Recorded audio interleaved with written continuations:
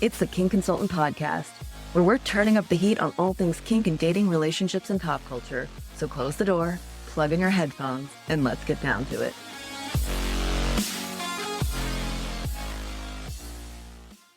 Hey everyone, and welcome to this week's episode of the Kink Consultant. Today I am joined by Sir Marvelous, a pro dom and pleasure coach. This is the very first time I'm bringing a pro dom on, especially a male pro dom. So welcome, Sir Marvelous. Thank you so much for having me. I'm excited, and I'm a huge fan. So excuse me if I fangirl a little bit. You know what's funny? We are fans of each other because we were both on Dr. Tara's podcast, Love Yes. Bites.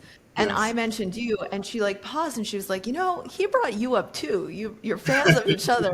Like, I guess Definitely. we are. Yeah. Mm-hmm. So we followed each other, or at least knew about each other, and then we had the pleasure of meeting in person in August in New York City. I mean, since then, I think we've stayed in touch on and off. But you've got a lot of irons in the fire, don't you? Sometimes I beat myself up because I have so many ideas that I don't follow through on, but I'm just happy to have them in general. So that's always good. Yeah, the creativity is flowing, and that's the important part. But then, yeah, it's scheduling the time to actually do it. Let's start with the absolute basics here. Pro dom and pleasure coach. Are these not the same thing? Oh, I love this question. Yes and no. So they do work hand in hand together. So as a pro dom, that's when I'm giving people tailored experiences as they explore BDSM for the very first time with a trusted professional. So that's how that works. And as a pleasure coach, I show, singles and couples how they can use BDSM as a way to increase pleasure in the bedroom. That's the short and sweet of how they may differ. But they, like I mentioned, they do work hand in hand together because they support one another. Do you find you're teaching couples how to be dominant and submissive? No, because sometimes I even stay away from those words. I actually just made a video earlier today talking about how I don't prefer to use the word dominant when I don't have to, because sometimes the word dominant may carry the negative reputation of being someone that just wants to be in charge, barking orders, super aggressive, and just trying to spank everybody. So I prefer to use the word leader or pleaser because I feel like that's something that we can easily identify with. I believe that dominance doesn't have to look a certain type of way, and I know you agree with me on that one. So sometimes I show people that, like, if you're the type of person to create a beautiful ambiance by lighting a few candles, changing the lighting,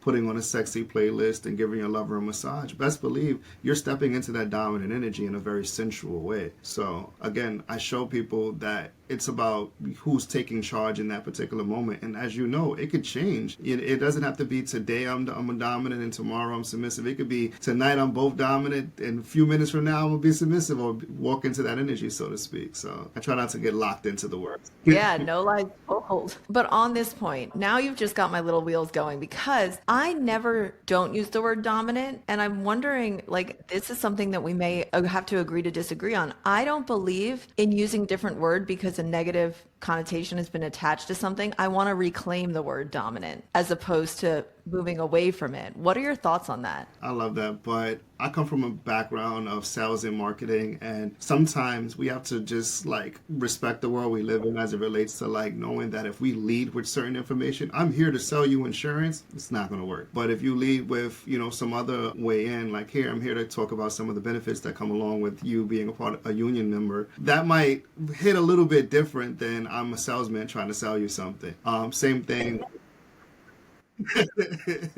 It's the approach that I take with, BDSM. Even with social media, as much as we want to be able to lead with, I'm a BDSM educator and we're doing this for the betterment of the world, Instagram doesn't care. They're going to be like, shadow ban, nobody's going to see your content. Good luck with that. Even you saying that gives me such anxiety, Marvelous, that I'm like, I need to open the app and make sure I still exist there. Every time it takes a little bit too long for the app to open up, my anxiety goes so high. I'm like, Same. oh no. And I try to make my business not like that, but it is what it is. It's the risk we're out here taking. I told you this in August, and it is still true. While I have been a dominatrix, I have never hired a pro dom. I want to know, if I were to come to you, can we do a practice sort of thing of what would you ask me if I wanted to hire you as a pro dom? What Okay. does that look like? Well, first and foremost, it starts with the consultation, as I'm sure you could imagine, where I start all my consultations the same. I just use the BDSM quiz that most people are familiar with, bdsm.org, and I go over the results with the person, but I translate some of the wording to be more practical in the everyday world. So one of the things that tends to resonate with a lot of people is, for example, a lot of the women that end up inquiring about my work tend to have high submissive desires on their kink quiz. Again, sometimes the word submissive and dominant doesn't necessarily resonate with certain people until I explain that to want or to have submissive desires doesn't mean that you're submissive in other elements of their life. It's usually because you are someone that has a lot of responsibility on your plate in your regular day-to-day life, and that could be dealing with work, home, building a business, taking care of family, or the list goes on and on. So a lot of the times your ideal situation is to come home to someone that's going to kind of take the reins, where you don't have to be the boss, you don't have to be the dominatrix, you don't have to be the person leading or running the show. So the way that I would able to, again, to kind of go back to your question, that is the way that I break down the kink quiz versus the traditional definition of a submissive. It just needs a dominant and and it's like, I don't get how that lands for me, right? So we would start with the kink quiz. We would go over those things, and that would kind of like bridge the conversation for some of the things that are going on in your life and maybe why you would enjoy this particular experience. In that conversation, of course, we cover, interests and limits. I don't go too much into that in that conversation because I believe that part should be done in person. Another thing is that sometimes the way that people imagine things or experience things in the past is not the way that I like to do things. Impact play is not the same with every dom.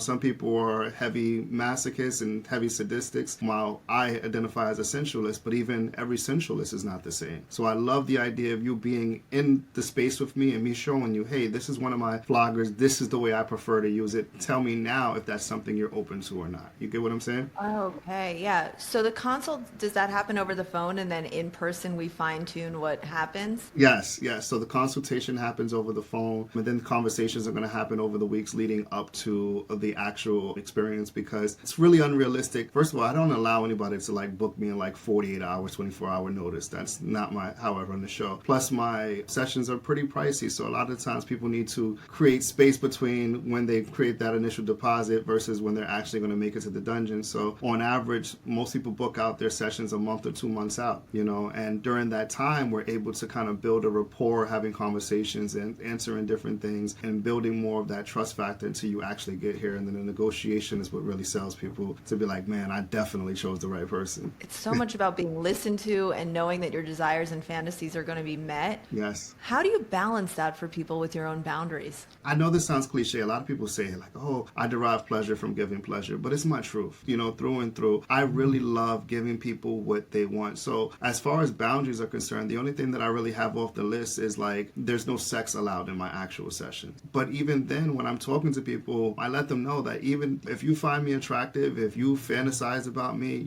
let me know, because I can play on that in the dirty talk. I can play on that with the psychological play, the mental stimulation and things of that nature. So as far as boundaries are concerned, the only thing that's kind of like on that list is like, we're not going to actually have sex in this session. But majority of everything else, is kind of on there. I guess that's the best way that I could probably answer that. For me, I love that you mentioned the mind play side of it, because when I was a pro, and even now, one of the hardest things is the mind fuck side of it, to get into somebody's head. And so many clients, I don't know if many women who come to you ask for this, a lot of men who came to me would ask for mind fuck. They really wanted that, their heads messed with. I don't know if it's as common with women, but it's something I know I enjoy having done. And I love that you mentioned, like, one of the things you do, it's like, well, tell me so I can make this better.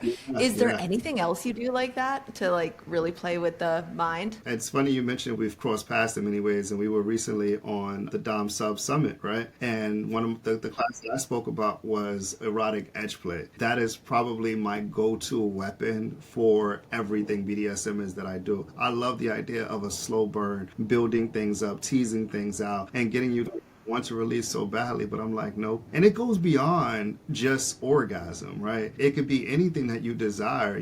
I've played with people with like draining them, making them squirt, making them orgasm, and now they just want a sip of water. And of course, I'm doing it safely, so I want to make sure that people know that I'm not out here depriving people water when they need it most. But with certain clients, I'm able to be like, oh, you want this? And I'm just drinking it in front of them, and they're just so thirsty and so dehydrated of what was happening in that moment. So I love the idea of just playing denial games in general with whatever a person wants. And then I love the power I feel when I finally give them that thing. So The denial is everything for me. yes. Like, yeah, I know. I love to be denied only because I hate it. Yes. And therein lies the mind fuck of that. It sounds like you really provide amazing tailored sessions as a pro dom. How are you helping people as a pleasure coach? What's your approach? So what I've learned is that we have approached relationships in an realistic way where we are willing to invest time, energy, and money and so many other aspects of what we think is going to make our lives better, but we don't or aren't usually willing to invest in the pleasure aspect. So what I mean by that is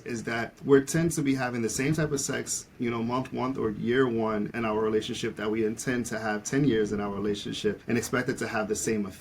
And that's really unrealistic. People don't live in the same houses. They don't drive the same cars. They barely stay at the same jobs for that long. So why should we be having the same type of sex? So I try to show people that we have to invest in different things, different experiences, learning different ways to turn each other on and engage with one another. And BDSM is like a buffet. However, like you mentioned, with society not truly understanding all the things, all the ins and outs of BDSM, it is one of the things that make it hard for people to want to embrace right away. So I show them, listen, BDSM can be used as foreplay for both men and women. This is a way, and foreplay is going to build that arousal within our body and eventually lead us to having stronger, more powerful orgasms. And then those experiences are going to bring us better together. I completely agree with you. I've never thought about it, how much we change in our lives. Like, why would I consider having the same sex for 10 years? Except for me, and everybody who listens to the podcast knows this, I have a fetish, and my obsession with discipline and punishment and needing that has never changed. That's it.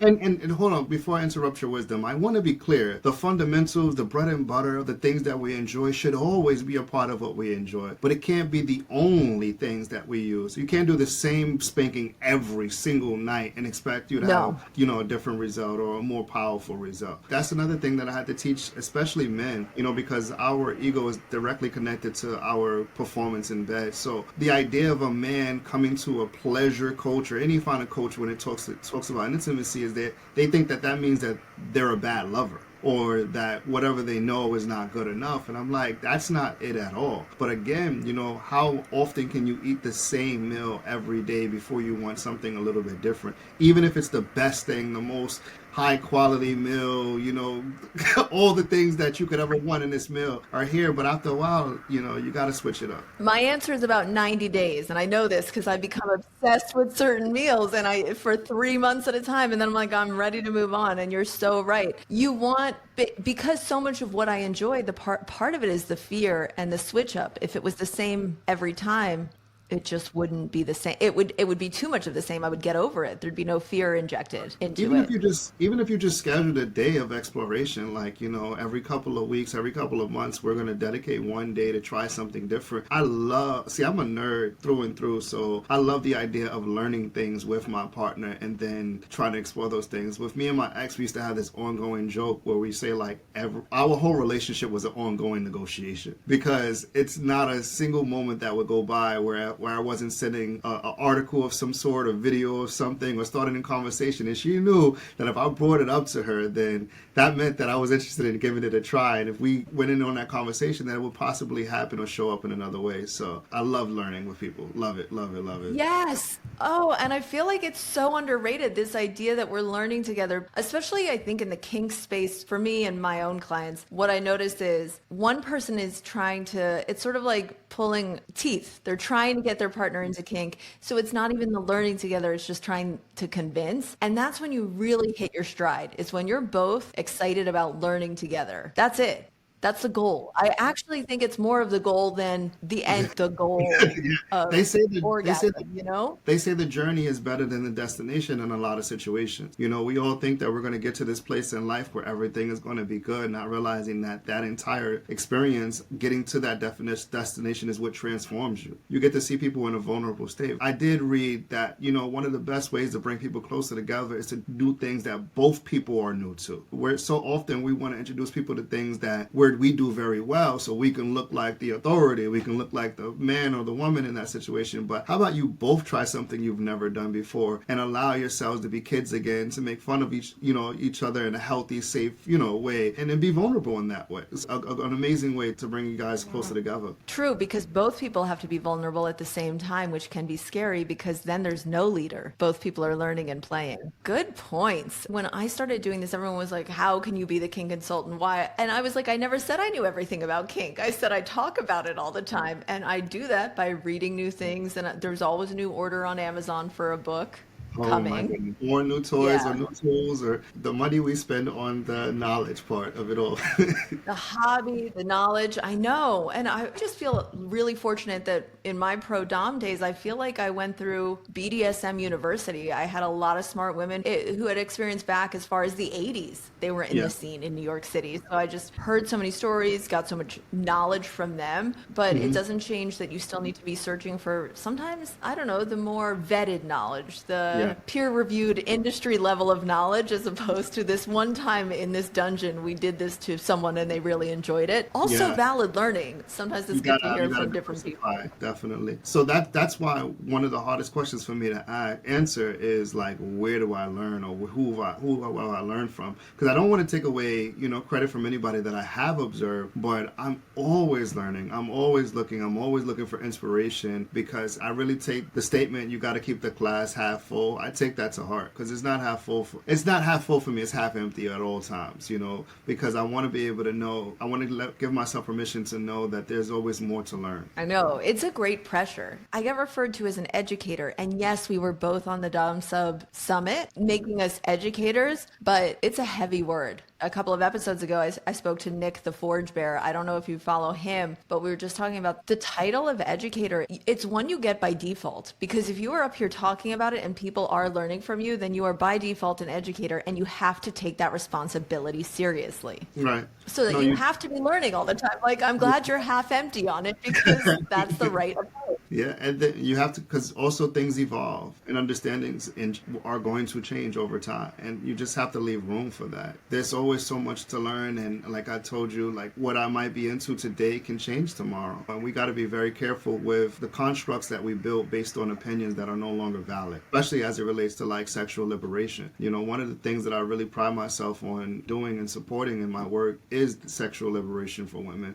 because for so many years, centuries and centuries long, women have been told, you can't do this, you can't do that, you can't do this, while men are able to run amok and do whatever they want and get credit and high fives for it while they're doing it. There are just so many examples of how that plays out, and sex is just one of them. It's interesting though, I think things like book talk and like the erotic novel just really surging in the last 15 years. There were all those like Harlequin romance novels since the 80s, but I think it's become very mainstream and not embarrassing to read such things anymore, and I think that helps women claim some of their power as well. Of like, oh, I can be the hero of my own story and be submissive, or whatever word you want to put on that. Absolutely, right. In fact, that's one of the tips that I give in my Foreplay 101 book, is to read erotic novels together, and if you want to take it a little bit further, try to read them in a way where you kind of embody in the characters that you're reading. If someone wants to go find your Foreplay 101, where would they go? SirMarvelous.com. I love saying that, because prior to having SirMarvelous.com as a domain, I had to say, follow me on this and underscore this and that, and it's just like so complicated to remember and how to find. But now I'm like, SirMarvelous.com. You'll find everything about me there. I know, believe me, as a podcast host, I love when someone has that. Just like, yeah, just go to the website. You'll see it all there. SirMarvelous.com. As I said, you have a lot of irons in the fire. It's not just pro dom. It's not just pleasure coach, writer, educator. I saw recently on Instagram that you are partnered up. I don't even know how to put this, like a TV show. It's all Black creators creating content that Black seems Touch? sexy. Yes, Black Touch. Yeah. So blacktouch.com, blktouch.com is one of my favorite places, my favorite entities.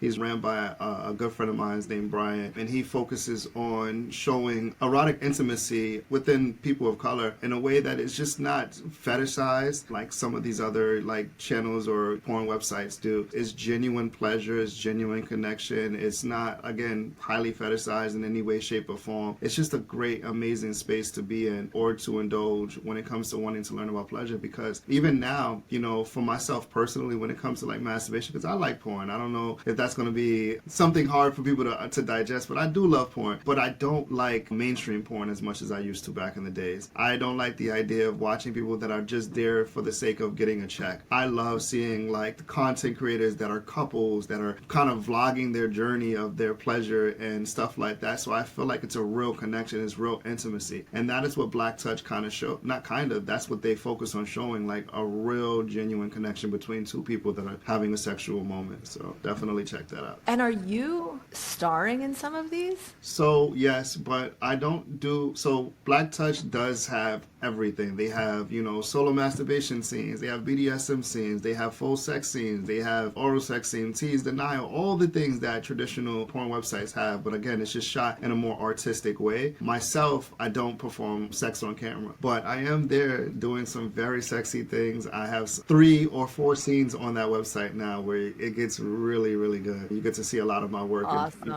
All right. Well, put away the disappointment that we're not watching you have actual sex, but that's okay. We all have our own boundaries. Speaking of just, I guess, pleasure in general, do you have a favorite scene that you have done with a client? Like a scene where you were a pro and you remember that scene really well? So many of them. This is always the hardest question to answer because I don't want to leave anybody out. I recently made one of my clients come with an air blower. Literally, like, it looks like a blow dryer, like it blows cool air. I have a hard time describing what it is. I recently made her squirt and orgasm from just blowing air on her clitoris. She was tied up the entire time. She was gagged. She was being choked. She was being talked through her orgasm. And just to watch, because I was able to record this clip. She gave me permission to post it, but obviously not her information. So I'm going to post that soon on my Twitter. I'll send it to you at the end of this so you can see what I mean as well. Oh my God, please do. I love it because you got to see her clit get erect in that moment from beginning to end. And you get to see the buildup of how the clit starts to, like, I always tell people that clits get hard, similar to how penises get hard. I love one educator that says, you know, come as we are. It talks about the fact that our parts are made up the same way, just in different ways, you know? So we get erections on the outside, women get erections on the inside, but also your clit does get erect on the outside as well. So to be able to see that and then watch the build up of her pussy starting to enjoy it and then starts releasing, it was so fucking amazing. Mind you, she was fully binded the entire time. Legs were tied to the table, arms were tied to the table, mouth was gagged, hand on her throat, and of course my words just tickling every part of her body. You really are someone who enjoys giving pleasure because you did, like, you weren't experiencing anything except her pleasure and her enjoyment, and that sticks out for you as a top moment. I love that. Yeah, for me, I really have my Michael Jackson or LeBron James moment in sessions. You know, I'm not a basketball player, I'm not a dancer or a singer. You can't tell me anything when I'm in that mode. You know, that's my thing. And I feel like, you know, especially as a boy, you know, growing up as a young boy or young man in general, not playing sports, I've always wanted the idea of knowing what it felt like to have a crowd cheering for you, winning the championship, or just performing to a high level. You know, that thing, that trophy moment. And I found it. Even though it happens in private, it does happen on stage, and sometimes I feel like a superhuman version of myself. Like, I'm a big anime fan, so like one of my biggest favorite things was like Dragon Ball Z. So I feel like I'm turning Super Saiyan in that moment where I'm like unlocking these different levels of myself. I'm always impressing myself, so I love that. Yeah, that was an amazing description. I'm like, oh shit, he's unlocked something that I think people spend their life searching for, is where do I feel that fulfillment? What Yes. gives me that sense of pride? I'm sure you get it too. Don't you impress yourself at times? You like, after a scene, you like, wow, I dug deep for that one.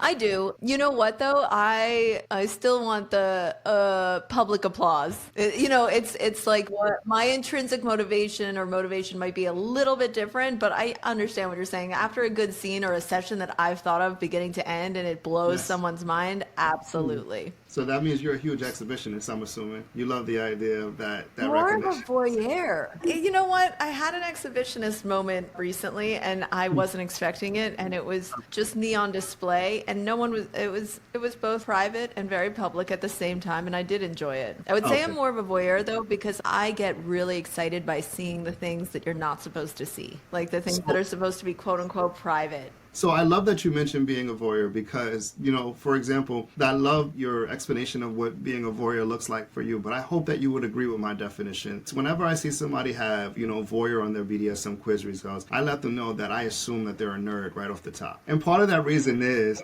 because though we know voyeurs are people who can derive pleasure from watching other people engage in pleasure, such as porn, live sex, or even, like you mentioned, erotic plays on stage and things like that, I feel like there's another side to voyeurs that doesn't get as acknowledged, which is basically that nerdy or that brainy side, because a big part of the reason we want to watch these things is because we want to learn. We're interested in learning about different things that we might be interested in trying ourselves one day, or just seeing how people navigate. So I feel like that is one of the things that kind of glue us all together in that voyeur umbrella, so to speak, is that idea that we do want to learn different things, and seeing how people do it and pull it off is something that really gets us going as well as the pleasure part. 100% accurate. I am so curious. I want to experience and see everything, and I just want to take it apart and understand it. Yeah, so I would say there is that nerdy aspect of it, especially when it comes to sex and BDSM. Okay, you found this moment, you found this source of pride. When do you think you knew or understood you were kinky? What was your journey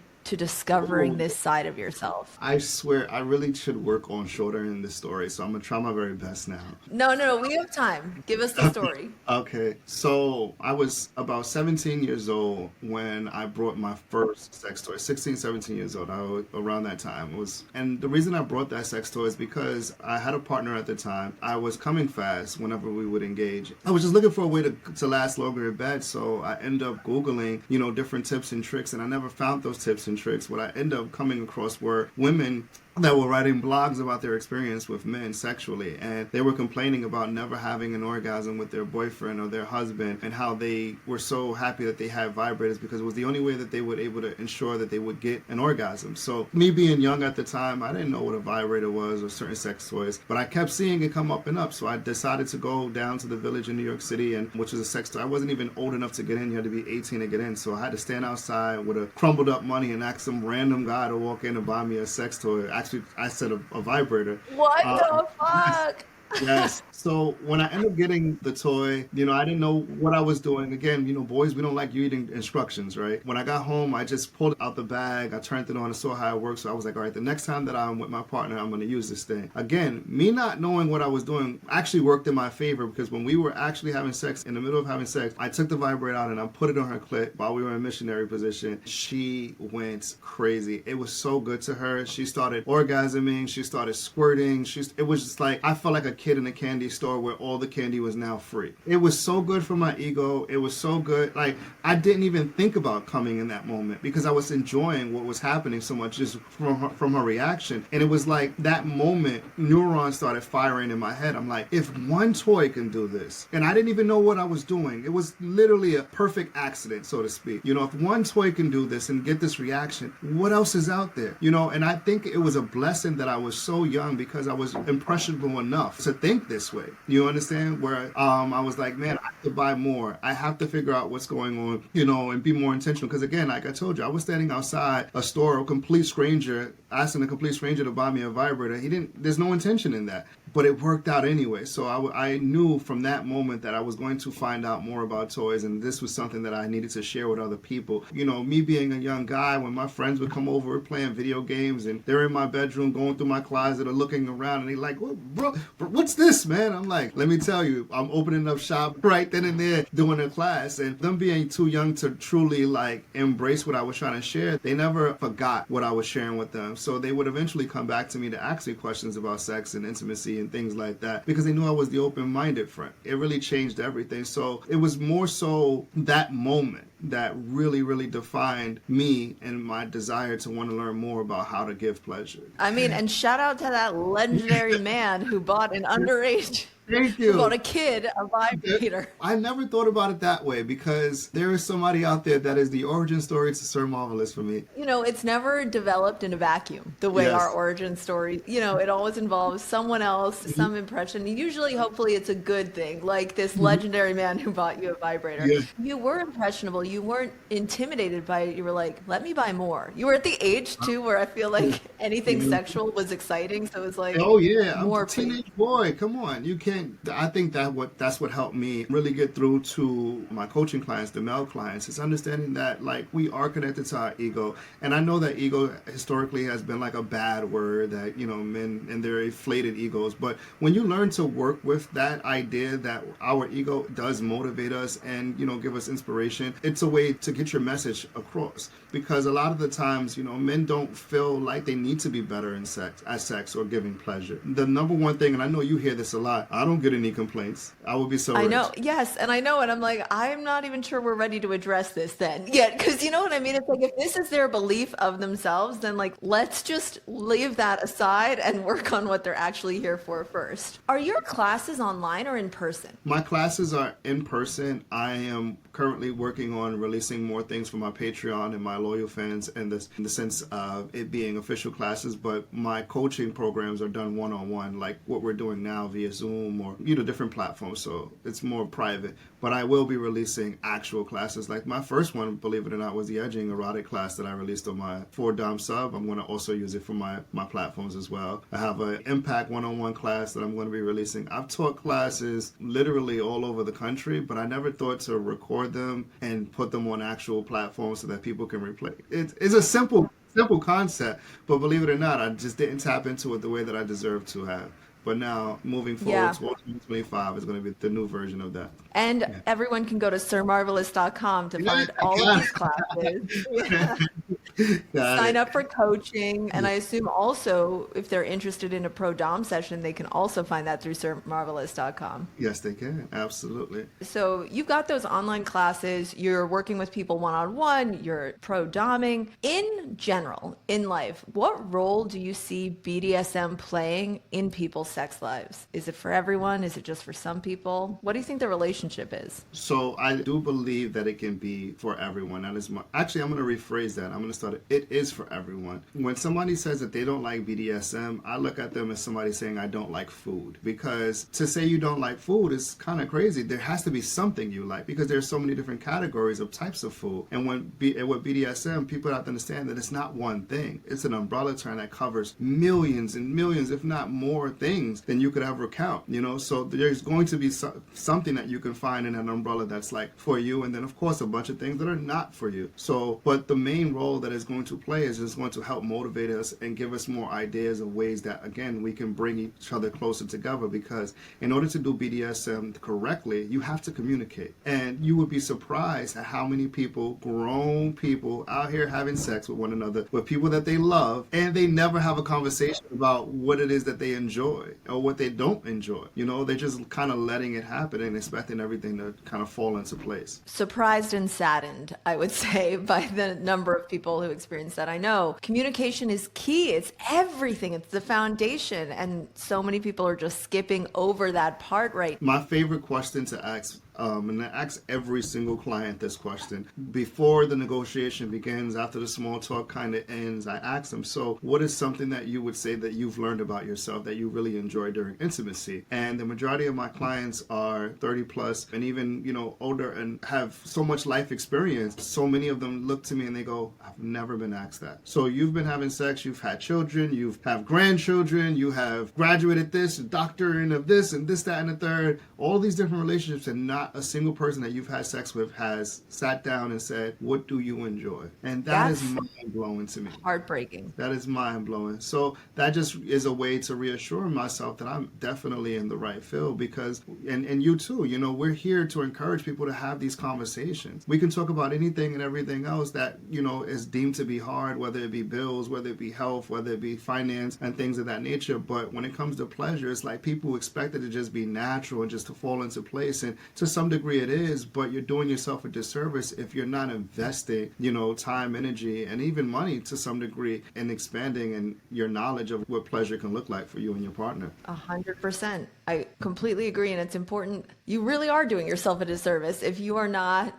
creating a cycle of feedback and improvement, learning about what your partner's needs and wants are. And that it goes both ways. That's the cycle. Like, it's not just one directional. You want to learn from each other. If it wasn't necessary, it wouldn't be such a pleasure gap as it is. There are a lot of men that are not familiar with it. So many men that are not familiar with the pleasure gap as a whole. But then there are so many women that are. So there's definitely a disconnect happening right now. Because if you ask the average woman what the pleasure gap is, and she's going to say right away what that is. And then the man is like, what, like some foreign object that I just mentioned. And I'm like, no, this is a real life, realistic thing that women are going through. Yeah, 100%. It's probably something I went through in my younger years, but then as I got older and more comfortable with my own wants and needs, I felt more comfortable advocating for what I wanted. Now, I've always been a communicator. I have always been the person who says, do this, touch here, more like this. Like, I'm just naturally communicative about what's going to feel good for me, because I'm like, I'm here to have a good time, and I want to make sure I'm responsible for myself having a good time. And I do that through that.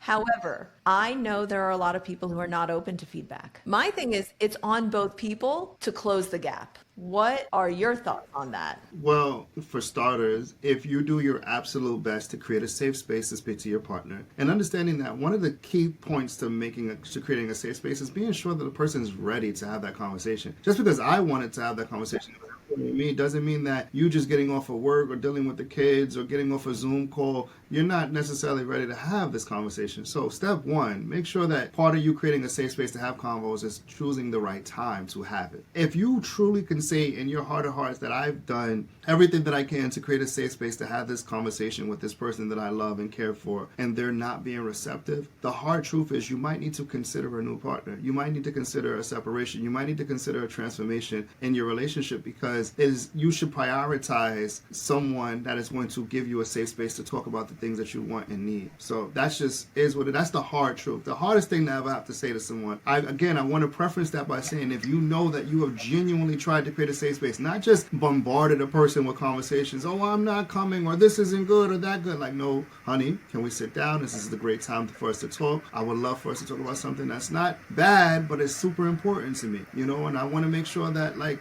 you have a safe space to express what you feel, and I have a safe space to express what I feel, and so forth and so on. If you can genuinely say that you have tried that a few times and they're just like completely shut off to it, maybe that's not the partner for you. 100%. I can't disagree with any of that. I think too late in life or too late in relationships, we realize we're not with someone who's as curious as we are, who's not as willing to be flexible in this area. If it's important enough to us, it's one of those things where you either sit with the disappointment and stay with the person and you process it, because you can't keep punishing them for disappointing you. That's my feeling. So you either have to sit with it and accept that this is your reality and this is the relationship you're in, or like you said, you might have to go through a transformation in your relationship, whether that's together or parting ways or opening the relationship up. There are options for you if you find that what you're in right now isn't working. Absolutely. It's a hard truth, but it's a very necessary one. And they joke about you only having one life, but it's very true. You cannot wait around punishing yourself or depriving yourself of something that you know that you truly desire to have. I know. That's great advice. That is like